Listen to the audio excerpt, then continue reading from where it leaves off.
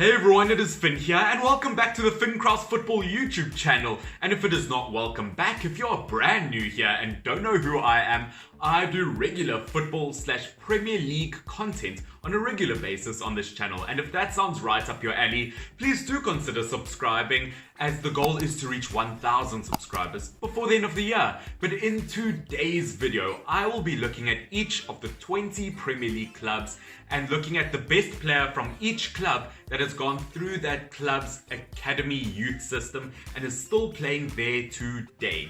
Arsenal, Bukayo Saka. Now, there are quite a few Arsenal academy players that I could have mentioned, like Nelson, Ketia, Willock, or even Maitland-Niles. But in my opinion, Saka has been by far the most impressive, spending his entire youth career at the Arsenal Academy, really breaking into the Arsenal senior team about 2 to 3 years ago.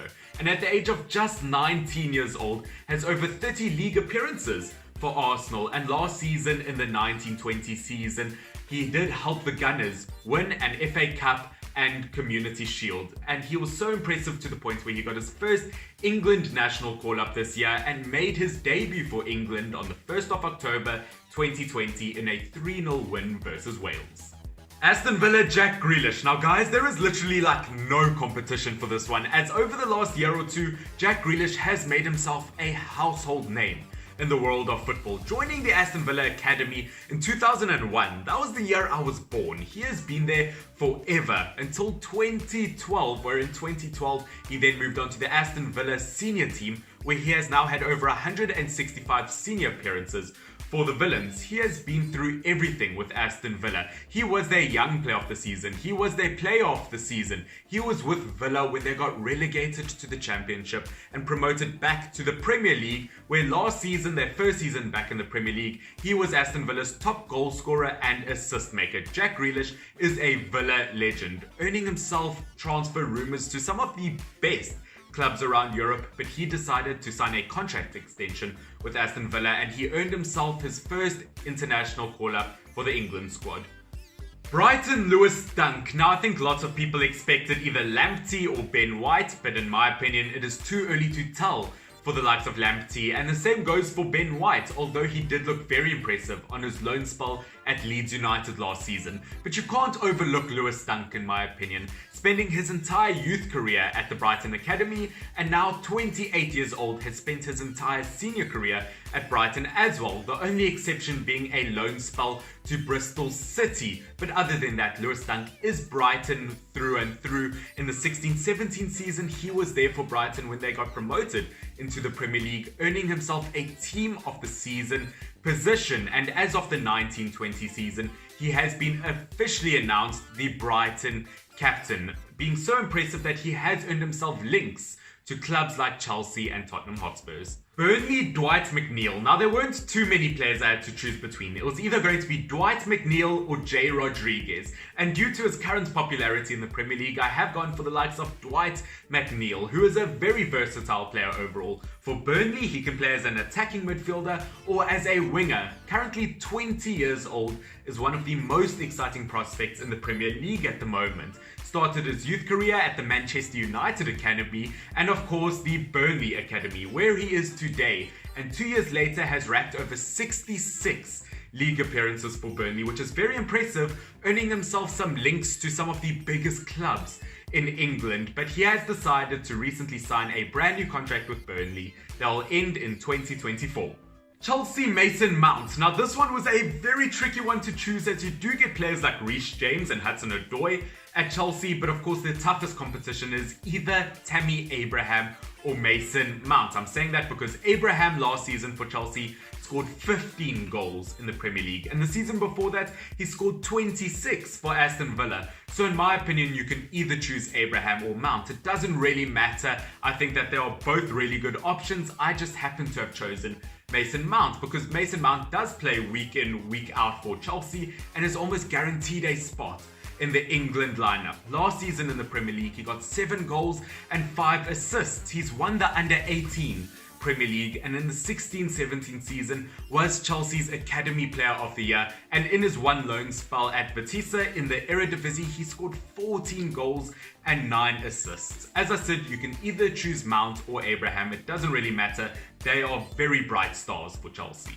Crystal Palace, Wilfried Zaha. Now we all know Zaha is a massive talent in the Premier League. In his first 8 games so far this Premier League season, he has scored 5 goals and gotten 2 assists, which really is not bad. He joined the Crystal Palace Academy in 2004 and stayed there until 2010. He was then promoted to the senior team where he spent 3 years at Crystal Palace, helping them get promoted into the Premier League. He then earned himself a big move to Old Trafford, where he then played for Manchester United. Unfortunately, he really couldn't make a name for himself, only getting 2 league appearances for Manchester United, and he went out on multiple loan spells. He then moved back to Crystal Palace, where he is now enjoying his time, and he has earned himself 3 Crystal Palace Player of the Year awards. Everton, Tom Davies. Now I know Tom Davies is an odd player to put in a list like this, but the reality of the fact is Everton have bought majority of their best players over the last few years instead of bringing them through their academy, which is nothing to be ashamed about.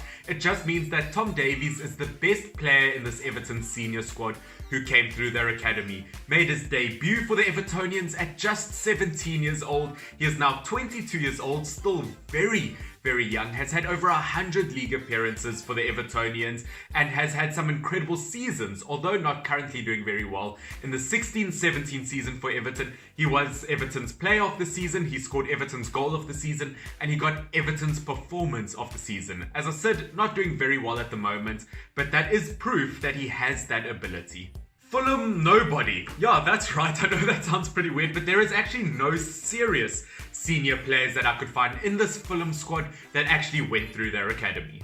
Leeds United, Calvin Phillips. Now, Calvin Phillips is a very special young player. A lot like Jack Grealish, created a name for himself in the Championship before his team got promoted into the Premier League. He is that good, he is that promising, he is that special. In 2010, he joined the Leeds United Academy until 2015, and ever since then, the young defensive midfielder has had an incredible 5 years. He made his debut for Leeds United in 2015. 2016, he was voted Leeds United Young Player of the Season. In the 18-19 and the 19-20 season, got himself a Team of the Season position. In 1920, he helped Leeds United get promoted into the Premier League. And this season, in the 2021 season, he has earned himself 4 appearances for the England national team. As I said, very special 5 years for a very special player.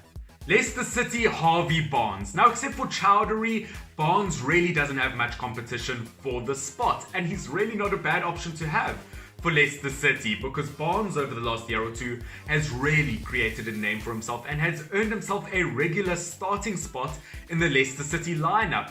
Joining Leicester City's academy in 2007, he stayed there until 2016. After that, he spent a few years out on loan, but as of last season, he's really created a name for himself, because in the 1920 season, he scored 6 goals and got 8 assists and created an incredible partnership with the likes of none other than Jamie Vardy, and you guessed it, earned himself a call for the England national squad. Liverpool, Trent Alexander-Arnold. Now, I'm not even going to debate whether it should be anyone else, because Trent Alexander-Arnold at the moment is probably the best right back in the world at the moment. Currently 22 years old, has over 100 Premier League appearances, has won the Champions League, Premier League, Club World Cup, Super Cup, and he has played a major part in all of those competitions, winning the Premier League Young Player of the Season award last season, and over his last 2 seasons. For a right back, he's gotten 25 assists over his last 2 seasons. It's really just not bad for a homegrown player. Manchester City, Phil Foden. Once again, a team without too many options. But at the end of the day, Phil Foden, once again, not a bad option to have. Currently 20 years old and is in the top 20 nominees for the Golden Boy Awards this season. And at the age of 20, he has won 2 Premier Leagues, an FA Cup, 3 Carabao Cups, and 2 Community Shields. When he was 17 years old, he won the Under-17 World Cup with England, and at the age of 17 is the youngest player ever to win the Premier League. Phil Foden really is a shining star and is not a bad player to have in your academy and your senior squad. Manchester United, Marcus Rashford. Now, there are some very strong honourable mentions for this list, like Mason Greenwood, but for example, it is still way too early to tell for Mason Greenwood. And Pogba, why not Pogba? He's been in the Ballon d'Or top 23 times, he's won the World Cup, he's won multiple Serie A titles with Juventus. But in terms of Manchester United success, I just have to go for the likes of Marcus Rashford, who is a lot younger. At the age of 23 years old, he's been part of the United family since 2005. He scored in every major debut he's had in different competitions for Manchester United. He's won the FA Cup, the Carabao Cup, the Community Shield, and Europa League with Manchester United. And last season, he definitely exceeded my expectations, scoring 17 goals in the Premier League, and that is including 2 months of back injury. And this month, he has scored Manchester United's first hat-trick in the Champions League since Robin van Persie. And this isn't even to mention Rashford's off-field charity work. It's very hard not to love the man. Newcastle United, Andy Carroll. Now, once again, Newcastle United, not too many options to choose from, but Andy Carroll is not a bad one. A tiny bit of a journeyman in the Premier League, playing for Newcastle United, West Ham, and Liverpool. Obviously started his career at Newcastle United from 2006 till 2011. He scored 31 goals in 80 league appearances, which is not bad, and he helped Newcastle gain promotion into the Premier League from the Championship, a lot like some of these other players I've realized on this list. That did earn him a move to Liverpool for 2 years, where he was very unsuccessful. He then moved to West Ham United with a loan and a permanent transfer for 6 years, where he did enjoy his time. But as of 2019, he has rejoined the Magpies, Newcastle United, and he is still waiting to get his first goal since he's been back. Sheffield United, Phil Jagielka. Now, it's quite funny looking at all of my honourable mentions, including Phil Jagielka. They are all players that started their career in the Sheffield United Youth Academy, moved somewhere else, and then returned, like Aaron Ramsdale and Billy Sharp. But in terms of Phil Jagielka, I have to mention him. He is a Premier League legend. Obviously starting his youth career at Sheffield United, he got a 3rd Division of English Football Team of the Year, along with a Championship Team of the Year. He's also a Sheffield United 3-time Player of the Year award, where he then earned himself a move to where we most commonly know him from, Everton, where he got 300 league appearances for the Blues, got himself 2 Everton Player of the Year awards, got himself 40 England international caps, and has now returned to Sheffield United. You guessed it, a Premier League legend. Southampton, James Ward-Prowse. Now, Southampton is famously known over the last few years to give away some of their best players and really hindering their growth from time to time. But one of their best players they've ever managed to hold on to over those years is James Ward-Prowse, who really is Southampton through and through. He's Southampton to his blood, as he has been a part of their academy since he was 8 years old. Now, a few years down the line, he played every single game for the under-18 squad in 2010-2011, where he then earned himself a place in the senior squad. Here we are many years later, 10 years later. He's played over 250 appearances for Southampton and is known around the world for being one of the best free kick takers, earning himself a contract extension at the Saints until 2025.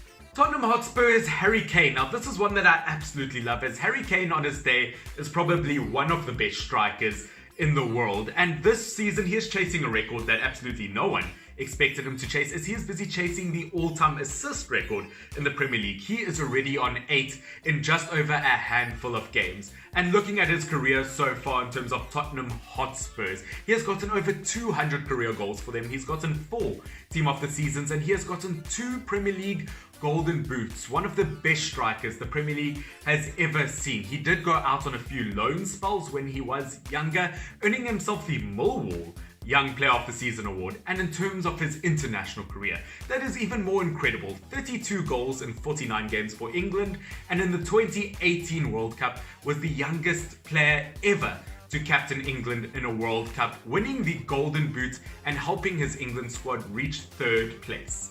West Brom, Sam Fields. Now, West Brom is one of those teams without many options once again, and Sam Fields, the only reason why he's in this list is because he got West Brom's Academy Player of the Year in the 15-16 season. But over the last 4 or 5 years since then, he's only accumulated 30 league points. It's not very impressive. The most appearances he's ever gotten in a season for them is 10. Last season, he was loaned out to Charlton, where he got 0 goals and 1 assist. Once again, not very impressive, but it's the best West Brom have.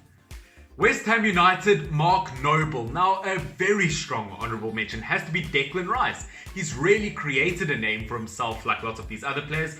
Over the last 2 or 3 years has even earned himself England call-ups, but at the end of the day, in terms of a player that represents West Ham, although no England call-ups whatsoever, it has to be Mark Noble. Because of his loyalty to the club, he has literally earned himself the name Mr. West Ham. How are you going to leave him out of a West Ham squad? He's been a part of the academy since 2000, the year 2000 until 2004. He's been part of the senior squad for 16 years. He was named West Ham's Player of the Year in 2004, and 16 years later, he was named their Player of the Decade. What a transition, what an incredible player. No one is more West Ham than Mark Noble. And in terms of quality, he had the second best conversion rate when it came to penalties last season in the world, 90%. The only player in Europe to beat him was Robert Lewandowski. Not a bad player to lose to. Wolverhampton Wanderers, you guessed it once again. Surprisingly enough, for such a strong team, there are no academy players currently striving in this first team squad. Alright everybody, that will be it for today's video. Please stay until the end of the video where you'll see 2 pop-up cards suggesting new videos of mine that you guys should watch. If you did enjoy this, please check those videos out. And once again guys, if you have enjoyed it and you are not subscribed, please do consider subscribing, as it really does help the channel out and it puts a smile on my face. I would really appreciate it. But guys, this has been Finn, FYWN. I do love and appreciate every single one of you. Enjoy your days. Bye. No brain. Marvin Devine. I'm saying bye to all the lies and all the times you cried, saying that I wasn't right, yet I was right by your side. You manipulator, playing games, your friends commentators, and I don't know what you say about our private conversations, but it's got them hating thanks to all the rumors you be